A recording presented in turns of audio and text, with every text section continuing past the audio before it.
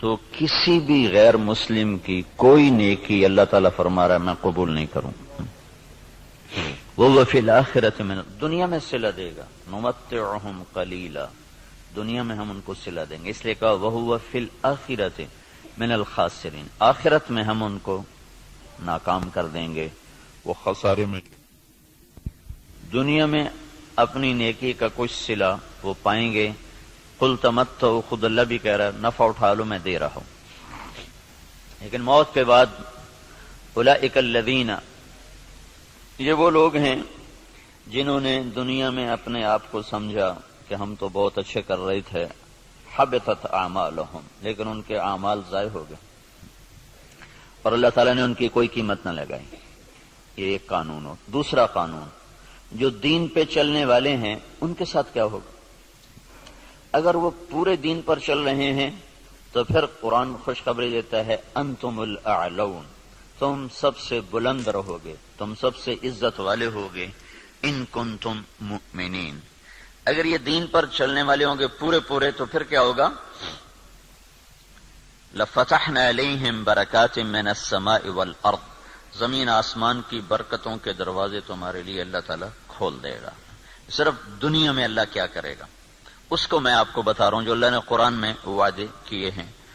اگر تم پر کوئی دشمن چڑھ آتا ہے تو وَكَانَ حَقًّا عَلَيْنَا نَصْرُ الْمُؤْمِنِينَ، پھر میرے ذمے ہے میں تمہاری مدد کروں. اور اگر اللہ تمہاری مدد کرے تو پھر کیا ہوگا؟ پھر وَلَن تُغْنِيَ عَنْكُمْ فِئْتُكُمْ شَيْئًا وَلَوْ كَثُرَتْ وَأَنَّ اللَّهَ مَعَ الْمُؤْمِنِينَ، پھر ساری دنیا تم پہ چڑھائی کر دے اور اللہ تمہارے ساتھ ہو تو پھر تمہارا کوئی کچھ نہیں بگاڑ سکتا. اللہ کے محبوب کا فرمان ہے، مسلم شریف کی روایت ہے، صحیح ساری کتابوں میں ہے، لن یغلب 12,000 من قلت، 12,000 اگر مسلمانوں کی تعداد ہو پوری دنیا میں، صرف 12,000 اور باقی ساری دنیا کا باطل ایک طرف ہو، تو انہیں اس وجہ سے شکست نہ ہوگی کہ یہ تھوڑے تھے، اس وجہ سے شکست نہیں ہوگی. اگر 12,000 کو شکست ہوئی ہے 12 لاکھ کے مقابلے میں یا 12 کروڑ کے مقابلے میں، تو شکست کی وجہ اللہ تعالیٰ کا نبی فرما رہا ہے کمی نہیں ہے، شکست کی وجہ ان کا اللہ سے تعلق کا ٹوٹنا یا ان کے اندر گناہوں کا پایا جانا، ورنہ 12,000 مسلمان ساری دنیا کے لیے کافی ہیں. لن یغلب 12,000 من قلت، 12,000 پر کوئی غالب نہیں آ سکتا. وَأَنَّ اللَّهَ، ویسے تو ایک مسلمان ہو تو اس پہ کوئی غالب نہیں آ سکتا جب اللہ ساتھ ہو. نبی ایک ہی تو ہوتا ہے، اکیلا نبی ہوتا ہے اور سارا کفر اس کے سامنے ہوتا ہے. اور ہود علیہ السلام تو ایسی قوم کے سامنے آئے تھے جن کے قد اس پلر کو دگنا کرو تو تب جا کے ان کا قد بنتا تھا. اتنے قد آور قوم تھی کہ 30 40 ہاتھ، یعنی کوئی 60 فٹ ان کا قد بنتا تھا. اور ان کے مقابلے میں اللہ نے لشکر کی وجہ ایک بھیجا، صرف ہود. وَإِلَىٰ عَادٍ أَخَاهُمْ هُودًا، ہم نے عاد کی طرف ہود کو بھیجا. تو سارے مل گئے لیکن ہود علیہ السلام کو ہاتھ نہیں لگا سکتے، ایک ہی کافی ہوتا ہے. لیکن یہ اسباب کی دنیا ہے، اسباب کی دنیا ہے، تو یہاں بطور سبب یہ معجزات کا جہان نہیں، نبیوں کا معاملہ اور ہوتا ہے اور امت کا معاملہ اور ہوتا ہے. نبیوں کے ساتھ اللہ تعالیٰ کا نظام خصوصی چلتا ہے اور عام انسانوں کے ساتھ اللہ تعالیٰ کا نظام عمومی چلتا ہے. ہمیں مکڑی کے جالے سے اللہ نہیں چھپائے گا. کافر پہنچ گئے اور سامنے کھڑے ہوئے ہیں، اور وہ جب آپ ہجرت کی رات نکلے 27 صفر نبوت کے 14ویں سال رات کو نکلے اور جا کر غار ثور میں چھپے، تو کھوجی پاؤں کو دیکھتے دیکھتے غار پر پہنچ گیا لوگوں کو لے کر کے یہاں پاؤں کا نشان ہے. لیکن اس کے پہنچنے سے پہلے اللہ نے ایک بیل اٹھائی، اس بیل میں مکڑیوں کو بھیجا، مکڑیوں نے جالا تن دیا اور ایک کبوتری نے انڈے دے دیے. جتنی دیر میں یہ لوگ پہنچے اتنی دیر میں یہ کام ہو چکا تھا. اب آگے کھوجی کہنے لگا پاؤں کا نشان یہاں تک، تو ابی بن خلف کہنے لگا یہ جالا تو محمد کی پیدائش سے بھی پہلے کا ہے، تو ہمیں کہاں لے کر آ گیا. اور دوسرا پھر آپ سامنے ہیں، یہ نہیں کہ کوئی چھپے میں غار ثور کو ٹیڑھا مڑا، سیدھا ایسے چوڑا سا دہانہ ہے اور اس کے سامنے بیٹھا ہوا آدمی نظر آتا ہے. یہ اللہ کا خصوصی نظام ہے، یہ عام انسانوں کے ساتھ نہیں چلتا. اس لیے اللہ کے نبی نے سبب کی دنیا کے لیے فرمایا کہ 12,000 اگر مسلمان ہوں تو انہیں کمی کی وجہ سے شکست نہیں ہو سکتی. اسکندریہ بڑا مضبوط شہر تھا مصر کا، اس کو فتح ہونے میں دیر ہو گئی اور مسلمانوں کا لشکر تھا 4,000 کا. تو حضرت عمرو بن عاص رضی اللہ تعالیٰ عنہ نے عمر رضی اللہ تعالیٰ عنہ کو خط لکھا کہ یہاں بہت بڑا لشکر ہے اور میں 4,000 کے ساتھ ان کا مقابلہ نہیں کر سکتا، اب میری مدد کے لیے فوج روانہ کرو. تو عمر رضی اللہ تعالیٰ عنہ نے 4,000 اور بھیج دیے، 4,000، اور ان 4,000 کے ساتھ 4 آدمی ہیں، ایک زبیر بن عوام اور ایک مقداد بن اسود، یہ مہاجرین میں سے، اور عبادہ بن صامت اور مسلمہ بن مخلد، یہ انصار میں سے، 2 مدینے کے 2 مکہ کے. ان 4 کو ان کے ساتھ، تو یہ 4,000 جمع 4. تو عمر رضی اللہ تعالیٰ عنہ نے عمرو بن عاص رضی اللہ تعالیٰ عنہ کو خط لکھا کہ میں تیرے مدد کے لیے 4,000 آدمی بھیج رہا ہوں، ان کے ساتھ 4 آدمی اور ہیں، ان میں ہر آدمی 1,000 کے برابر ہے، 1,000 کے برابر ہے، لہذا میں 4,000 نہیں، میں 8,000 تیری مدد کے لیے بھیج رہا ہوں، اور تم پہلے سے 4,000 ہو تو تم 12,000 ہو گئے. تو 12,000 کو کمی کی وجہ سے کوئی شکست نہیں دے سکتا.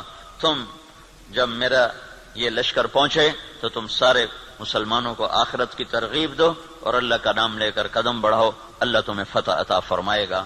دنیا جن کی فراست کا لوہا مانتی ہے کافر بھی، اور وہ اتنے بڑے شہر پہ حملہ ہو رہا ہے، اور وہ کیا تدبیر اختیار کر رہے ہیں کہ 4,000 جمع 4 آدمی بھیج کر مطمئن بیٹھے، حالانکہ وہ 40,000 بھیج سکتے تھے. عمر رضی اللہ عنہ اس وقت اس سطح پر تھے کہ 40,000 بھیج سکتے تھے. 4,000 جمع 4. چند صحابہ ایسے ہیں جن کو 1,000 کے برابر مانا جاتا تھا کہ جہاں وہ ایک کھڑا ہے وہ 1,000 کے برابر ہے. قعقاع بن عمر تمیمی اور مقداد بن اسود اور رافع بن عمیرہ اور طلحہ بن خویلد اور عمرو بن معدی کرب اور براء بن مالک، یہ وہ لوگ ہیں جہاں ایک کھڑا ہوتا تھا تو کہا جاتا تھا 1,000 کھڑا ہوا ہے.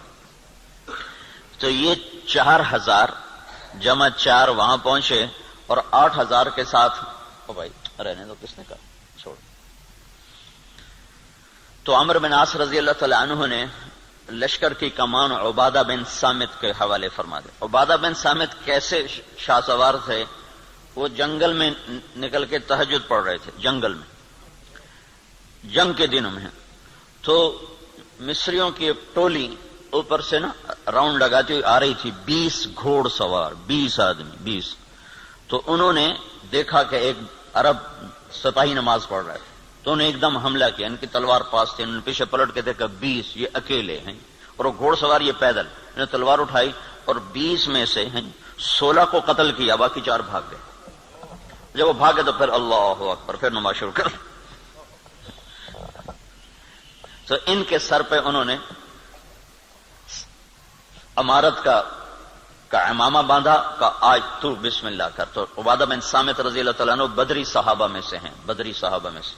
تو یہ جو 4 آدمی بھیجے تھے، چاروں جنگ بدر کے شریک تھے. تو 12,000 نہیں تھے، 8,000 جمع 4 تھے. اور اسکندریہ جو مصر کا سب سے بڑا شہر تھا اور طاقتور اس کی فوج تھی، اللہ نے 8,000 کے ذریعے سے وہ زیر کروا دیا کہ 12,000 کو شکست ہو گئی. تو سمجھو کہ کمی کی وجہ سے نہیں، کوئی اور ہے. اب تو 1 ارب مسلمان ہیں، 1 ارب مسلمان ہیں، اور ذلت چھائی ہوئی ہے. اور اس سے عجب بات یہ ہے کہ دنیا کی سب سے طاقتور چیز اس وقت تیل ہے. تیل کے ساتھ پہیا گھومتا ہے، تیل کے ساتھ جہاز اڑتا ہے، بم گرانے کے لیے اسے تیل چاہیے. ساری دنیا کا 70% تیل اللہ نے مسلمانوں کی زمین کے نیچے رکھا ہوا ہے.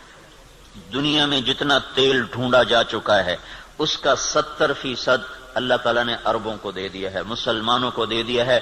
ٹوٹل 30% ساری دنیا میں اور 70% مسلمانوں کی زمین میں، اور پھر ذلت. تو میں یہ بتا رہا تھا کہ اگر ہم پورے مسلمان ہیں تو پھر اللہ کا قانون کیا ہے؟ انتم الاعلون، ان کنتم مؤمنین، تم سے اونچا کوئی جا نہیں سکتا. وَلِلَّهِ الْعِزَّةُ وَلِرَسُولِهِ وَلِلْمُؤْمِنِينَ، عزت صرف تمہیں ملے گی، کافر کو ذلت ملے گی. لَفَتَحْنَا عَلَيْهِمْ بَرَكَاتٍ مِّنَ السَّمَاءِ وَالْأَرْضِ، زمین آسمان کی برکتوں کے میں دروازے کھول دوں گا، اور تمہاری زمین کا ذرہ ذرہ وہ برکت بنے گا، آسمان کا قطرہ قطرہ وہ برکت بنے گا. تم پہ دشمن چڑھے گا تو کان حقا علینا نصر المؤمنین، میرے ذمے ہے میں تمہاری مدد کروں، میں خود آؤں گا. ان تستفتحوا فقد جاءکم الفتح وان تنتهوا فهو خیر لکم وان تعودوا نعود. اللہ اکبر. یہ جنگ بدر کی آیات ہیں. اللہ تعالیٰ کہہ رہا ہے پتہ چل گیا نا تمہیں کہ اللہ کس کے ساتھ ہے، اور تم کہا کرتے تھے حق کو واضح کر. آج حق واضح ہوا کہ تم ذلیل ہوئے اور بے ہتھیار بے سر و سامان وہ کامیاب ہوئے. اب جاؤ اور بس کر دو تو تمہارے لیے اچھی بات ہے.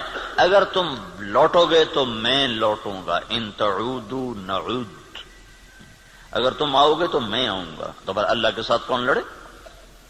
جب ہرمزان، تستر ایک جگہ تھی ایران کی کا ایک صوبہ تھا تستر، وہ 1 سال کے بعد فتح ہوا تھا. اس پر اتنی لمبی جنگ چلی کہ 1 سال، ایک قلعہ 1 سال لے گیا تھا. تو اس کے سردار ہرمزان پکڑا گیا، زندہ پکڑا گیا. تو عمر رضی اللہ عنہ نے فرمایا کہ اسے مدینے بھیجو. جب وہ مدینے پہنچا تو عمر رضی اللہ عنہ نے پوچھا بھائی کیا حال ہے؟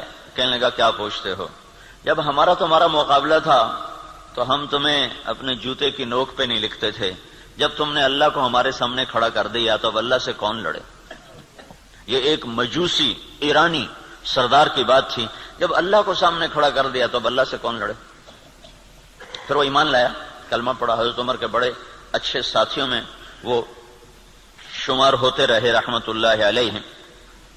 تو اگر پورا دین ہے تو پھر اللہ یہ قانون بتا رہا ہے. اگر ادھورا دین ہے پھر کیا ہوگا؟ پھر وہی ہوگا جو ہو رہا ہے. لیکن میں قرآن سے بھی بتاؤں گا کہ کیا ہوگا. ہوگا تو وہی جو ہم دیکھ رہے ہیں، لیکن اللہ کا قرآن بھی اس کی طرف نشاندہی کرتا ہے، بتلاتا ہے کہ اگر تم ادھورے چلو گے، پورے نہیں چلو گے. دیکھو نا 33 نمبر لے کر بھی تو آدمی پاس ہوتا ہے، لیکن کوئی اس کو جاب دیتا ہے، کوئی نوکری دیتا ہے. کہا جی کون سے ڈویژن ہے؟ کہا جی 3rd ڈویژن کا. جا جتی چاہتے ہونے نکل جا. 1st ڈویژن والے کو لوگ دیکھتے ہیں کہ ہاں بھائی کتنے نمبر لیے تھے آپ نے، کتنا ایکسپیرینس ہے آپ کا. تو ہم 33 نمبر والے مسلمان ہیں، تو اللہ سے ہم مانگتے ہیں 100 نمبر والا معاملہ. تو اب اللہ تعالیٰ کا قرآن بتاتا ہے، کیا کہتا ہے؟ وَلَنُذِيقَنَّهُمْ مِنَ الْعَذَابِ الْأَدْنَى دُونَ الْعَذَابِ الْأَكْبَرِ لَعَلَّهُمْ يَرْجِعُونَ. جب تم ادھورے چلو گے نا، کبھی نماز پڑھی کبھی چھوڑ دی، کبھی روزہ رکھا کبھی چھوڑ دیا، کبھی حلال کھایا کبھی حرام کھایا، کبھی جھوٹ بولا کبھی سچ بولا، کبھی سود پہ چلے کبھی حلال پہ چلے. جب تم یہ سارا گڑبڑ کر دو گے تو پھر میں کیا کروں گا؟ وَلَنُذِيقَنَّهُمْ مِنَ الْعَذَابِ الْأَدْنَى، میں تمہیں چھوٹے چھوٹے عذاب دوں گا. دون العذاب الاکبر، بڑا عذاب نہیں دوں گا. بڑا عذاب کیا ہے؟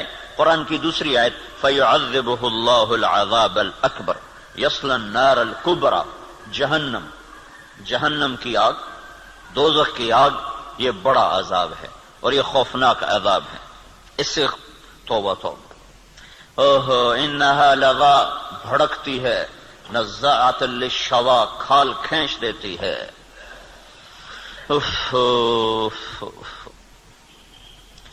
اللہ تعالیٰ کہہ رہا ہے میں چاہوں گا کہ تمہیں دوزخ میں نہ ڈالوں، یہیں صاف کروں. پھر بھی گناہ رہ گئے تو پھر جہنم میں جائے گا. پھر بھی اگر رہ گئے تو جہنم میں جائے گا. جب کوئی آدمی فرض نماز چھوڑ دیتا ہے اور پھر وہ توبہ نہیں کرتا، چھوڑے ہی جاتا ہے تو اس کے نام کا ایک دروازہ جہنم میں کھول دیا جاتا ہے. اسے اس دروازے میں سے گزرنا پڑے گا چاہے ایمان پہ خاتمہ ہو. اللہ تعالیٰ کے نبی جب معراج پر گئے تو ایک جگہ دیکھا لوگ الٹے لٹکے ہوئے نا، تو ان کو نیچے سے آگ جلا رہی، ان کے پاؤں بندھے ہوئے رسے سے اور ان کو نیچے سے آگ جلا رہی. تو آپ نے پوچھا یہ کون لوگ ہیں؟ کہا جو روزہ نہیں رکھتے تھے. تو روزہ نہ رکھنا یہ تو مسلمان کے لیے، کافر سے تو روزہ مطلوب نہیں. ایک جگہ آپ نے دیکھا ایک آدمی لیٹا ہوا ہے تو ایک فرشتے کا ہاتھ میں پتھر ہے بہت بڑا، اس کے سر کے اوپر مارتا ہے، اس کا سر کیما ہو جاتا ہے، پتھر دور جا گرتا ہے. وہ پتھر اٹھانے جاتا ہے، واپس آنے تک اس کا سر ٹھیک ہو جاتا ہے، وہ پھر اس کے سر پہ پتھر مار، وہ پھر قیمہ قیمہ ہو جاتا ہے۔ تو آپ نے پوچھا یہ کون ہے؟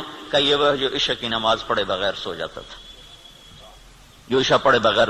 اور لاکھوں کروڑوں مسلمان ایک نماز بھی نہیں پڑھتے، عشاء کی کیا بات ہے، ایک بھی نہیں پڑھتے۔ تو بڑا عذاب آگے کا ہے، بہت خوفناک ہے، بہت خوفناک ہے۔ آگے آپ گئے تو آپ نے دیکھا ایک آدمی کا پیٹ ہے جیسے گنبد ہوتا ہے، گنبد کی طرح بڑا پیٹ ہے، اس پیٹ کے اندر سانپ گھسے ہوئے ہیں اندر، اور اس کو اندر سے ڈس رہے ہیں، اس کی چیخ و پکار ہے۔ تو آپ نے کہا یہ کون ہے؟ کہ یہ سود کھانے والے۔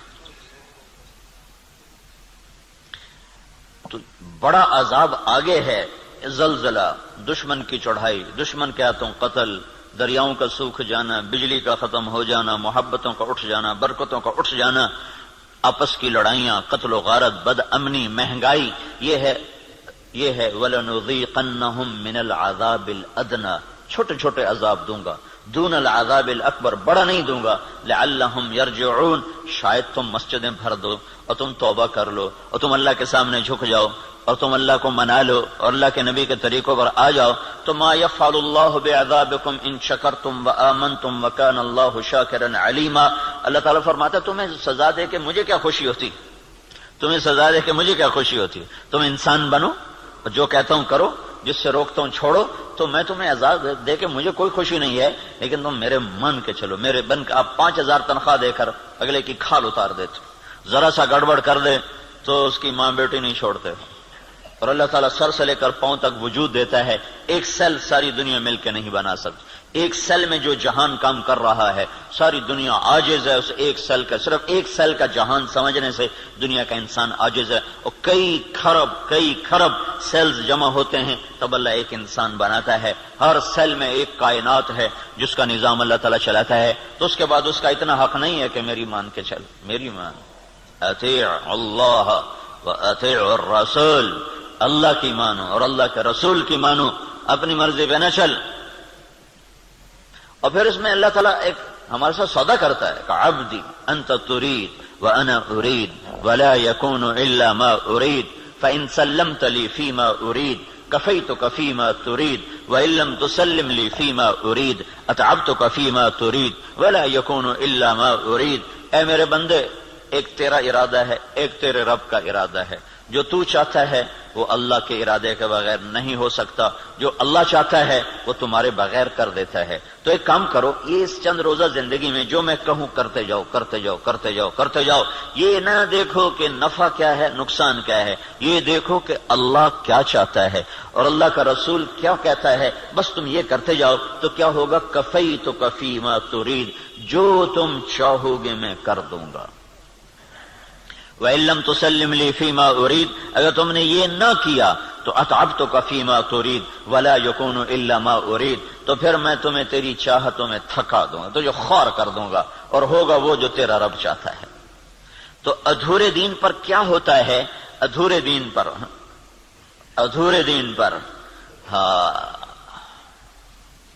اللہ تعالیٰ یوں کہتا ہے ضرب اللہ مثلا قریة كانت آمنة مطمئنة يأتيها رزقها رغدا من كل مكان فكفرت بأنعم الله فأذاقها الله لباس الجوع والخوف بما كانوا يصنعون۔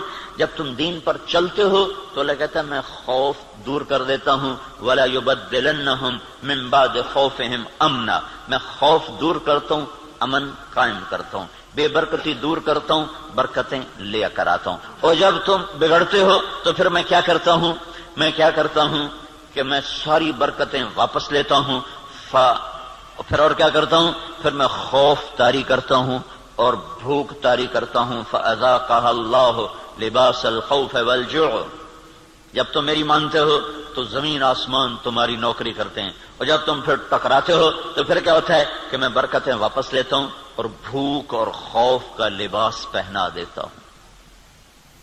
دیکھو یہاں لباس کا ہے، لباس ہے، لباس سارے جسم پر ہوتا ہے، خوف دل کی کیفیت کا نام ہے اور بھوک پیٹ کی کیفیت کا نام ہے۔ صرف پیٹ میں بھوک ہوتی ہے اور سارا بدن بے قرار ہوتا ہے، صرف دل میں خوف ہوتا ہے اور سارا بدن بے قرار ہوتا ہے۔ اور اگر جسم کے ایک ایک رونگٹے میں بھوک پڑ جائے اور ایک ایک رونگٹے میں بھوک ڈال دی جائے اور ایک ایک رونگٹے میں اللہ تعالیٰ خوف ڈال دے تو پھر اس آدمی کا کیا حال ہوگا، یا اس معاشرے کا کیا حال ہوگا جس کے روئیں روئیں میں خوف اور بھوک کو ڈال دیا جائے۔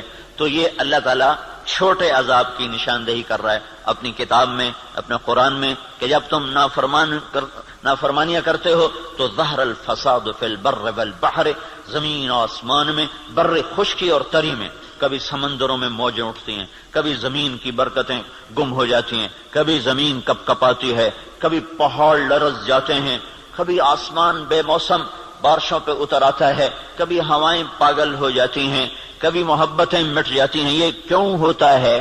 یہ کیوں ہوتا ہے؟ جب تم بما کسبت ایدی الناس، یہ تمہارے اپنے ہاتھوں کی کمائی سے ہوتا ہے، تمہارے اللہ کا نہ ارادہ نہیں، تمہارے اپنے ہاتھوں سے ہوا ہے۔ بما کسبت ایدی الناس، یہ تمہارے اپنے ہاتھوں کی وجہ سے ہے۔ لیذیقہم بعد الذی عملوا، اللہ کہہ رہا ہے یہ تمہارے پوری سزا نہیں ہے، چھوٹی سزا، تھوڑی سزا، تھوڑی سزا کہ تم اللہ کی طرف رجوع کرو۔ تو بھائیو، مکمل دین ہے تو اللہ کا قانون اور ہے، ادھورا دین ہے اللہ تعالیٰ کا قانون اور ہے۔ زمین آسمان اللہ کے ہیں، قانون بھی اللہ کا چلتا ہے، زمین آسمان اللہ کی بادشاہی ہے، حکم بھی میرے اللہ کا چلتا ہے، یہاں کوئی پر نہیں مار سکتا، دم نہیں مار سکتا۔ ایک کتاب میں نے حدیث پڑھی، اللہ تعالیٰ نے ایک نبی سے فرمایا، یاد رکھ تیرے بدن پہ جو مکھی بیٹھتی ہے نا، وہ بھی تیرے رب کی اجازت سے بیٹھتی۔ اور قرآن دیکھو، ما تسقط من ورقۃ الا يعلمها، پتے کو کہو کہ اللہ کی مرضی کے بغیر گر کے دکھا دو۔ صرف فیصلہ آباد کے درختوں کے پتے گنو تو گنے نہ جائیں، صرف پاکستان کے درختوں کے پتے گنو تو گنے نہ جائیں، تو کل کائنات میں کتنے جنگل، پھر سمندر کے جنگل جو پانی کے اندر درخت ہیں وہ زمین کے درختوں سے زیادہ ہیں۔ اللہ نے پانی کے اندر بے شمار جنگل بنایا ہوا ہے، تو آپ نے اس کی شہنشاہی دیکھو کیا کہتا ہے، ایک پتا بھی گرتا ہے تو تیرے رب کے امر کے ساتھ ہے، تیرا اللہ اسے جانتا ہے۔ جاننے کا مطلب ہے کہ اس کے امر سے گرتا ہے۔ ولا حبہ، کوئی دانہ، فی ظلمات الارض، زمین کے اندھیروں میں، ولا رطب ولا یابس، کوئی خشک و تر، الا فی کتاب میں مبین، ہر شے تیرے رب کی کتاب میں ہے۔ اتنی بڑی بادشاہی کا مالک ہو اور ہم بے وقوف لوگ اسی سے ٹکرانا شروع کر دیں تو ہم سے بڑا دیوانہ کون ہوگا؟ جھوٹ کے بغیر کام نہیں چلتا، سبحان اللہ، یہ مسلمان کہتا ہے۔ سود کے بغیر کام نہیں چلتا، یہ مسلمان کے جب بول ہوں تو زمین آسمان کانپے نہ تو کیا کرے؟ الا لعنت اللہ علی الکاذبین، اللہ نے کہا غور سے سنو، جھوٹوں پہ اللہ کی لعنت۔ اور یہ سب تاجر کہتے ہیں جھوٹ کے بغیر کام نہیں چلتا۔ ایک تاجر نے نا، اچھا بڑا تاجر تھا، وہ 3 دن لگا داڑھی رکھ لی چھوٹی چھوٹی، مجھے بڑی خوشی ہوئی۔ کچھ دن بعد ملاقات ہوئی تو شیو کیا ہوا، میں نے کہا یہ کیا کیا؟ کہنے لگا جو سارا دن جھوٹ بولنا پڑتا تو میں نے شیو کرا دیا۔ میں نے کہا اللہ کے بندے، کوئی داڑھی کی وجہ سے جھوٹ حرام ہے؟ جھوٹ تو کلمے کی وجہ سے حرام ہے، اب تو نے 2 گناہ شروع کر دیے، داڑھی بھی منڈائی، جھوٹ بھی بولا، تو اب داڑھی منڈانے سے جھوٹ حلال ہو گیا۔ جھوٹ کا حرام ہونا داڑھی کے ساتھ نہیں ہے، جھوٹ کا حرام ہونا کلمے کے ساتھ، کہ تو کلمہ پڑھ کے جھوٹ، تو یہ کیوں کہتا ہے کہ داڑھی رکھ کے جھوٹ بولوں مجھے شرم آتی ہے؟ تو یہ کہ کلمہ پڑھ کے جھوٹ بولوں مجھے شرم آتی ہے۔ کلمہ پڑھنے کے بعد جھوٹ بولنا بے حیائی ہے نا، کہ داڑھی رکھنے کے بعد، داڑھی تو سکھوں نے بھی رکھی ہوئی۔ یہ میرے اللہ کے نبی کا امر ہے، حکم ہے، یہ اور حکم ہے، وہ اور حکم ہے۔ ایک کی وجہ سے دوسرا چھوڑ دوں، ایک کی وجہ سے دوسرا چھوڑ دوں، یہ کہاں کی نادانی ہے؟ تو اس کو بات سمجھ میں اس نے پھر رکھ لی۔ تو اب جب تاجر کہے جھوٹ کے بغیر کام نہیں چلتا، سود کے بغیر تجارت نہیں چلتی، اور اللہ کہے لعنت اللہ علی الکاذبین، جھوٹوں پہ اللہ کی لعنت، اور اللہ تعالیٰ کہے فاذنوا بحرب من اللہ ورسولہ، یا سود چھوڑ دو یا اللہ اس کا رسول سے جنگ لڑنے کے لیے تیار ہو جاؤ۔ ہماری تو جنگ اللہ، امریکہ سے تھوڑی ہماری جنگ ہے، یا ہندوستان سے تھوڑی ہماری جنگ ہے، یا اسرائیل سے ہماری جنگ، تو ہماری تو اللہ سے جنگ ہوئی پڑی، اللہ ہمارے خلاف جنگ کر رہا ہے۔ اصل تو مقابل میں اللہ آیا ہوا ہے، اللہ اس کا رسول آیا ہوا ہے۔ صرف اللہ اکیلا نہیں ہے، یعنی ایسا اعلان اللہ نے کسی جگہ کیا ہی نہیں. تو کتنی بے غیرتی ہے کفر. دنیا کا سب سے بڑا گناہ ہے کفر. دنیا کا سب سے بڑا جرم ہے شرک اور کفر کہ شہنشاہ اعظم خلاق علیم کو نہ ماننا, یا ماننا تو اس کا شریک ماننا. اللہ تعالیٰ نے اس کے لیے نہیں کہا کہ میں تیرے خلاف لڑائی کروں گا. ان کو دھمکیاں دیں جہنم میں ڈالوں گا, آگ میں ڈال دوں گا, تباہ کر دوں گا. لیکن سود کھانے والا 5 وقت کا نمازی بھی ہے تو اللہ کہتا تیار ہو جا, تیری میری جنگ ہے. اور صرف میری نہیں, میرا رسول بھی تیرے ساتھ جنگ کرے گا. میں بھی کروں گا, میرا رسول بھی کرے گا. تو بڑا جگر ہے لوگوں کا جو اتنے بڑے اعلان کے بعد کہیں جی سود کے بغیر تو پھر کام نہیں چلتا. تو یہ جب دین ادھورا ہوتا ہے تو پھر کیا ہوتا ہے, یہ سارا میں آپ کو قرآن پاک سے بتا رہا ہوں.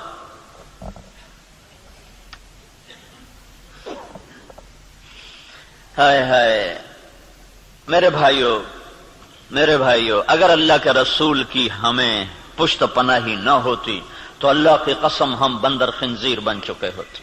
دعا دو اس مدینے والے کو جو اتنا رویا ہے. کوئی نبی اتنا نہیں رویا کہ اللہ کو جبریل بھیجنا پڑے کہ بس کر, اتنا نہ رو. کوئی نبی اتنا نہیں رویا ہے.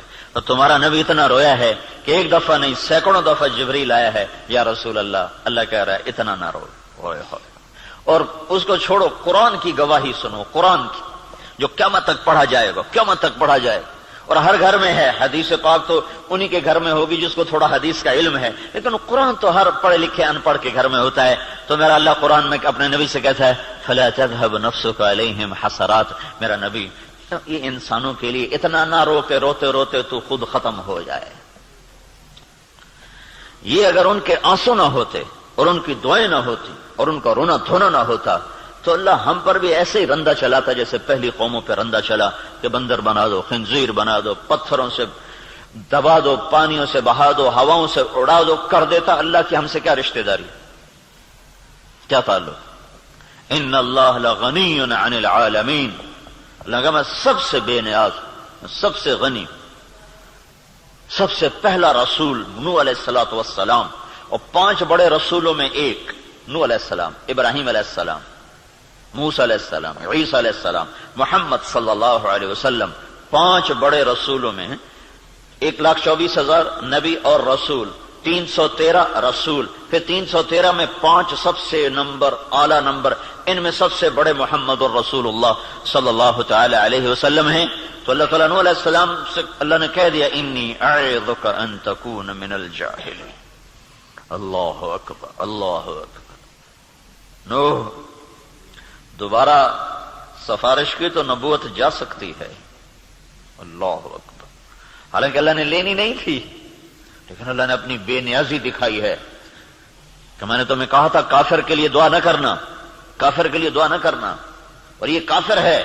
انہ لیس من اہلک انہ عمل غیر صالح فلا تسألنی ما لیس لک بہ علم انی اعظک ان تکون من الجاہلین.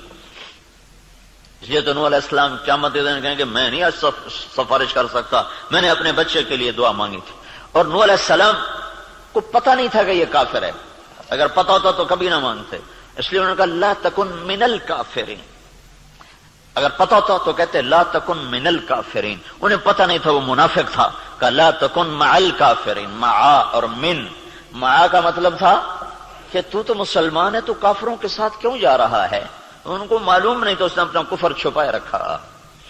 اگر معلوم ہوتا تو پھر کہتے لا تکن من الکافرین, کافروں میں سے مت ہو. کہنے لگا نوح دوبارہ بات نہیں کرنی ہے, دوبارہ نہیں بات کرنی ہے. تو اللہ تو اتنا بے نیاز ہے, تو ہماری کیا حیثیت. یہ تو اس سے محمد مصطفیٰ سے اللہ نے پیار ہی ایسا کیا ہے کہ اس کے طفیل ہم بھی نبھ گئے, اور ہماری بھی لاٹری نکل آئی کہ اللہ نے ہمیں حضرت محمد صلی اللہ تعالی علیہ وسلم کا امتی بنا دیا, اور ان کی دعائیں بیچ میں حائل ہو گئیں. یا رب امتی امتی, یا رب امتی امتی, کہ آخر ایک رات آپ رو رہے ہیں اور کہہ رہے ہیں یا اللہ, ابراہیم علیہ السلام نے کہا تھا